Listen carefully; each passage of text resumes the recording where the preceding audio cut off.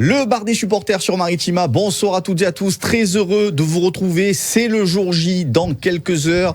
L'Olympique de Marseille essaiera de choper son fameux sésame pour la finale à Dublin.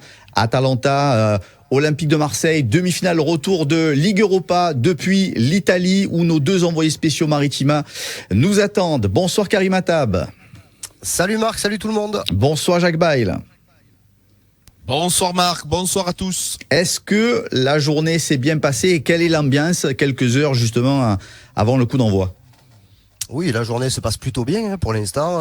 On voit quelques drapeaux fleurir dans la ville de l'Atalanta. On est rentré dans des établissements où, avec notre Italien un peu hésitant et je vais pas dire nos têtes de Français parce que on a des têtes d'Européens, on va dire. Mais surtout le fait qu'on parle français entre nous. Il y a quelques supporters de l'Atalanta qui l'ont pris, mais avec, je dirais, beaucoup de positivité.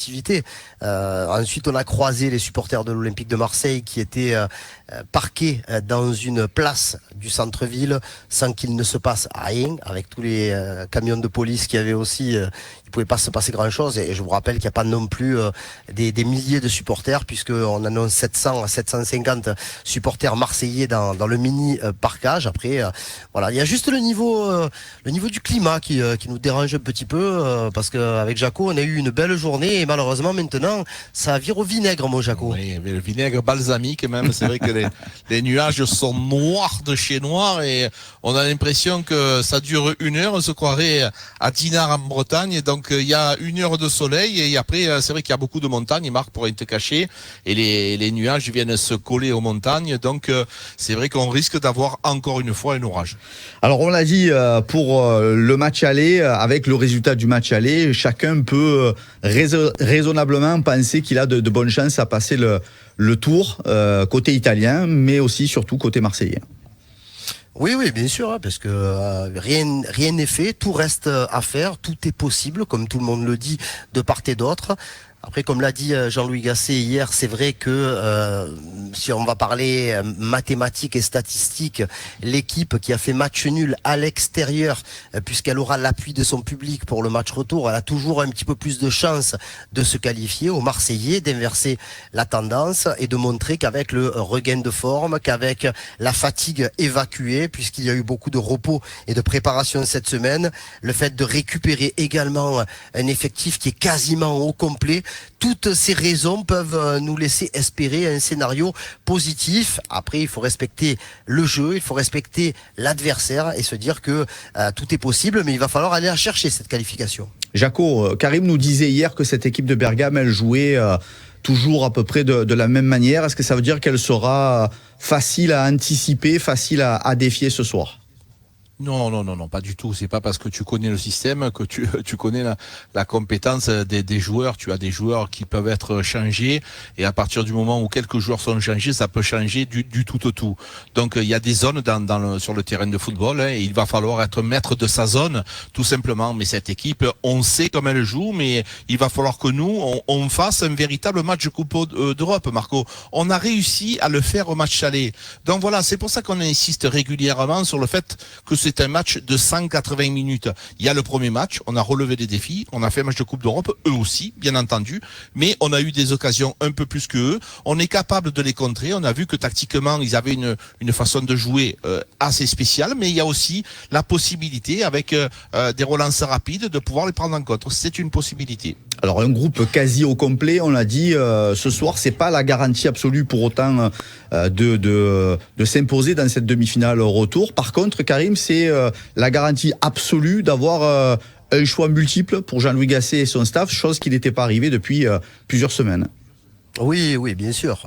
Ça veut dire que tu as le choix de ton système librement, tu as le choix de certains hommes, parce que ceux qui ne seront pas sur le terrain en tant que titulaires pourront apporter leur pierre à l'édifice en tant que remplaçants. Et là, il commence à y avoir quand même des choses plutôt intéressantes, même si au niveau du système, il y a pas énormément de doutes, puisque on devrait jouer avec une défense à 3 axiaux et nos 2 pistons. Mais voilà, ça va nous donner des possibilités avec des joueurs joueurs multiples comme Meite Murillo, Unai, Luis Enrique, Iliman Ndiaye, Joaquin Correa, Faris Moumbagna. Il y a quand même du monde sur le banc qui est prêt à jaillir pour venir apporter sa pierre à l'édifice. Chose que malheureusement, il suffit qu'on regarde juste le dernier match des quarts de finale à domicile contre Benfica, où l'Olympique de Marseille a quand même fait rentrer en deuxième mi-temps et dans les prolongations Raymond Daou et le jeune Lafont. Donc voilà, c'est pas du tout le même contexte et tant mieux, parce que même si les jeunes nous ont apporté quelque chose de très très fort, là il faudra sans doute s'appuyer sur des joueurs plus expérimentés pour espérer voir la finale à Dublin. Jaco, la compo la plus probable pour toi ce soir, ce serait quoi? Je pense que tout le monde plus ou moins la connaît. On devrait avoir Samuel Gigot, Mbemba Belerdi en défense centrale sur le couloir droit. On devrait avoir Jonathan Klaus ainsi que sur l'autre côté Quentin Merlin. Ensuite Kondogbia Verretou, un petit peu plus haut Aminarit. Et devant, ça se jouera avec Aubameyang Goussard ou Aubameyang Ndiaye. Mais à mon avis, ce sera Aubameyang et Sarr. Est-ce que cette semaine complète de repos, même s'il y a eu du travail, elle peut être décisive ce soir pour ce match retour, Karim? Oui, bien sûr qu'elle peut faire la différence, parce que même si l'Atalanta a joué lundi soir et que les joueurs de Gasperini se sont imposés, donc ils entretiennent leur bonne dynamique avec des victoires qui s'enchaînent, je dirais un contexte qui est quand même assez particulier. Il n'y a pas beaucoup d'équipes en Europe aujourd'hui qui sont en capacité de se qualifier pour une finale de Coupe d'Europe, qui sont déjà qualifiées pour la finale de leur Coupe nationale et qui sont encore en course pour se qualifier directement pour la Ligue des Champions via le championnat. Donc cette équipe de l'Atalanta réalise une saison pas parfaite, mais quasi parfaite. Il y a des matchs à domicile qui nous montrent qu'elle est très performante, et surtout il y a un effectif où il y a une rotation régulière avec 15-16 joueurs qui sont capables de se suppléer les uns les autres sans qu'il y ait véritablement de problème dans le dispositif de Gasperini, qui nous fait penser que l'Atalanta, même avec de la fatigue, sera très difficile à battre ce soir. Par contre, pour l'Olympique de Marseille, c'est clair que le fait d'avoir eu cette semaine sans match, de récupérer certains blessés, surtout de donner du temps de récupération en plus à ceux qui sont revenus de blessures il n'y a pas très longtemps, ça peut faire vraiment la différence. Ouais, exactement, Karim, quand on parle de différence, notamment sur le cas de Sarr, qui lui revenait de blessure. Mbemba, c'est pareil, Jonathan Klaus, c'est pareil. Donc voilà, ça leur donne à eux un peu plus de possibilités de performance, et tout ça, c'est tout simplement logique. Tu rajoutes à ça la possibilité de se reposer mentalement.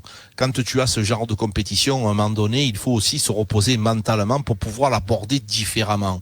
Quand tu as de la pression, alors oui, on peut me dire l'Atalanta, oui, ils sont sur plusieurs tableaux, ils jouent régulièrement. Ok, pas de souci, ça c'est leur problème. Nous, on va régler le nôtre. Le nôtre, c'était de se reposer. Il y en a un qui me paraissait complètement au bout du bout, c'était Jordan Verretou. Et hier, Karim, même en conférence de presse, je l'ai trouvé avec un visage étincelant. Il était frais. Voilà, il était frais, il était beau. Comme moi quand je suis rasé de près. Voilà, la même chose avec la crème et quelques rides en plus. Mais bon, Marco, ça nous a frappé, ça.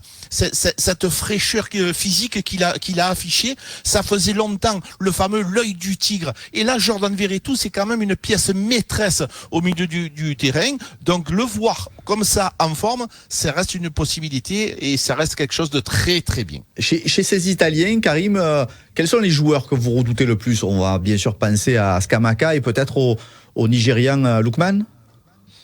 Oui, après Lookman n'est pas annoncé titulaire, même sur les médias italiens, comme au match aller. Lookman, Miranchuk, Pasalic sont des remplaçants vraiment de luxe pour jouer une demi-finale retour de Ligue Europa. Après, le trio offensif quand même, Gianluca Scamacca, Teun Koopmeiners et Charles de Catelar, le joueur prêté par l'AC Milan, c'est quand même du très costaud. Et quand on voit ce que peuvent apporter les joueurs qui arrivent du milieu de terrain, comme De Roon ou surtout Ederson, et les joueurs de côté, Zappacosta et Ruggieri, franchement, le danger vient de partout. Et c'est pour ça que cette équipe, elle est compétitive sur tous les tableaux et qu'elle arrive à avoir un pourcentage de victoire assez élevé. Mais oui, c'est sûr que on ne peut pas réduire le match à un affrontement entre Scamacca et la défense centrale de l'Olympique de Marseille, parce que les autres joueurs sont capables de marquer des buts. Après, je pense que le match va se jouer aussi et surtout sur le réalisme de nos joueurs offensifs, à nous, qui ont manqué pas mal d'occasions au match aller. Je pense surtout à un certain Pierre-Emerick Aubameyang qui, à mon avis, vu la tête qu'il a fait quand il a quitté le terrain il y a une semaine au Vélodrome, se prépare à une revanche, parce que c'est bien beau d'être le meilleur buteur de la Ligue Europa cette saison, c'est bien beau d'être le meilleur buteur de l'histoire de la Ligue Europa, mais si un grand joueur n'est pas présent dans les grands matchs, et vous l'avez vu mardi soir au Parc des Princes, ce sont ces joueurs-là qui doivent faire la différence, et Pierre-Emerick Aubameyang doit et peut faire la différence comme il l'a fait au tour précédent. Oui, mais Karim, tu vois, la différence des autres joueurs que tu as cités, c'est que lui, il a pris conscience. Quand il est sorti du match, il n'était pas content de lui. Et donc, s'il n'est pas content de lui, il se dit, il faut que je fasse mieux au match retour. C'est ça qui est important, c'est être réaliste. Le match qu'il a fourni, il se dit, j'ai été maladroit. Nous, on ne lui en veut pas, mais lui, il s'en veut. Ça, c'est la race des grands joueurs. C'est-à-dire la remise en cause. Et je pense, sincèrement, je ne veux pas trop m'avancer, mais je pense qu'on aura un Aubameyang totalement différent ce soir. D'abord parce que ce sera une façon de jouer différente, et je pense qu'on aura beaucoup plus d'espace dans la verticalité. Ça me paraît tout à fait logique et légitime. Et voilà, donc tu peux aussi profiter de ça. Et à côté de lui, si tu alignes un Sarr, lui aussi, avec sa performance, parce que la semaine passée, il a été muselé, mais un Sarr en forme, ça reste quand même un outil agréable. Jaco le rappelle régulièrement, la causerie d'avant-match sera déterminante aussi. On sait que Jean-Louis Gasset a eu quelques mots il y a quelques jours, justement, pour demander à ses joueurs de rentrer dans l'histoire. Peut-être qu'il a déjà imaginé quelques phrases qui feront mouche tout à l'heure dans le vestiaire. Obligatoirement, hein, ça fait partie du package. Tu joues une demi-finale de Ligue Europa. Hier, il a eu des paroles quand même quand en conférence de presse, il dit il répond à la question, est-ce que c'est le match le plus important de votre carrière? Il dit, j'ai jamais joué de demi-finale de Coupe européenne, ni de finale, ni de demi-finale de quoi que ce soit. Donc ça veut bien dire qu'il y a une importance relative. C'est vrai que de l'autre côté, Gasperini a voulu, puisque la même question lui a été posée, il a répondu de manière un peu différente, même si on sent que pour l'Atalanta, c'est un match très très très très important. Il suffit de regarder les unes des journaux locaux où tout le monde se dit allez, un match pour la finale, pour rentrer dans l'histoire et compagnie. Donc nous, la différence entre l'Atalanta et l'Olympique de Marseille, c'est que l'Atalanta n'a jamais joué de finale européenne. Si l'OM se qualifie ce soir, ça sera la 6e finale européenne, même si l'OM n'en a gagné qu'une en 93 et la plus prestigieuse. L'OM est un habitué quand même des derniers carrés et de la finale. Je rappelle qu'en 2022, l'OM était dans le dernier carré de la Ligue Europa Conférence, éliminé par Feyenoord. Mais bon, en 2018, tu perds face à l'Atlético Madrid. En 2004, tu perds face à Valence. En 99, tu perds contre Parme. Je vais pas toutes les énumérer, mais bon, il y a quand même une histoire avec l'Olympique de Marseille qui fait en sorte que pour nous, bien sûr que c'est une histoire différente à chaque fois, parce que les hommes sont différents et les supporters aussi, puisqu'ils rajeunissent au fur et à mesure que les époques passent. Mais voilà, on a quand même ce truc, nous, on connaît déjà ça. Et je pense que Jean-Louis Gasset, lui, a envie de connaître, je ne sais pas si c'est un des derniers matchs de sa carrière d'entraîneur, j'en sais rien, mais c'est sans doute un des derniers matchs de Gasset sur le banc de l'Olympique de Marseille, et il a envie d'aller au bout du bout, Jean-Louis Gasset, aller au bout de l'histoire, et pourquoi pas offrir quelque chose d'exceptionnel à ce peuple marseillais. Jaco, et mettre de l'intensité, ça fait certainement partie des consignes que Jean-Louis Gasset donnera tout à l'heure dans le vestiaire. Justement, l'intensité, la générosité, c'était avec ça que les Marseillais ont surpris un peu les joueurs de l'Atalanta au match aller.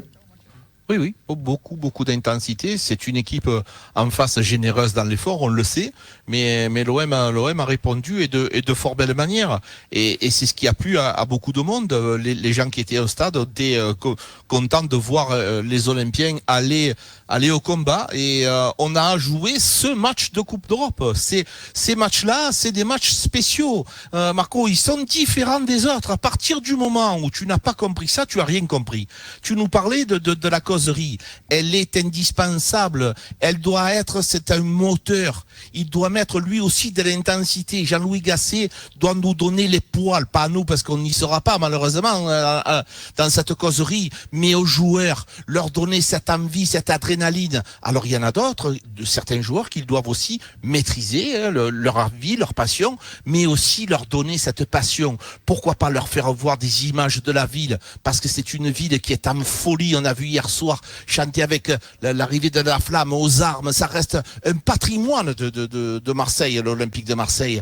Donc leur faire comprendre qu'il y a toute une ville, toute une région derrière eux, et nous aussi bien entendu. Match nul à l'aller, ça veut dire que les affaires peuvent être serrées vraiment jusqu'au bout. Ça veut dire que comme face à Benfica, la séance de pénalty reste un scénario possible. Ça veut dire, Karim, que Jean-Louis Gasset a forcément fait travailler ses joueurs dans une de ses séances cette semaine. Ah oui, non mais il l'a dit hier, hein, qu'ils avaient travaillé un petit peu les pénaltys, les tirs au but, mais bon, voilà, c'est normal hein, maintenant quand tu arrives dans cette configuration où tu sais que avec un match nul et n'importe quel score nul, c'est-à-dire 0-0, 1-1, 2-2, puisqu'on n'est plus dans la configuration ancienne où le but à l'extérieur avait une valeur supérieure par rapport à aujourd'hui où tu marques 2 buts à l'extérieur en match nul et 0 au match retour, non, tu restes à égalité. Donc oui, je pense que le travail, il se fait sur les tireurs, il se fait beaucoup, je pense, sur le gardien. Ouais. Mais quand on se souvient des explications de Paolo Lopez qui n'avait rien travaillé jusqu'au moment du match, semble-t-il. Alors, je ne sais pas si c'est exactement la même chose. Est-ce que, par exemple, des gens de l'Olympique de Marseille ont téléphoné à Ruslan Malinovski qui est prêté au Genoa, mais qui a connu plusieurs saisons à l'Atalanta Bergame. Pour vous dire, moi, j'ai eu Maxime Lopez cette nuit, voilà, où on a pu échanger un petit peu. On le félicite, le minot marseillais, parce qu'il est qualifié pour la finale de la Ligue Europa Conférence avec la Fiorentina, et lui a même pas 27 ans. Il va jouer sa deuxième finale de Coupe d'Europe, puisqu'il était là à Lyon en 2018 pour l'Atlético de Madrid. Donc voilà, Maxime Lopez me disait c'est des choses qu'il faut travailler, qu'il faut anticiper, mais il va falloir surtout essayer de faire le maximum pour sortir cette équipe avant la séance des tirs au but, parce qu'on connaît la difficulté, Jaco. Hein. Oui, mais travailler, quand on dit qu'on travaille les tirs au but, ok, mais qu'est-ce qu'on fait? Eh ben déjà, tu fais une première liste des gens qui sont en capacité mentale de pouvoir tirer, parce que tu es à l'extérieur, tu as des sifflets.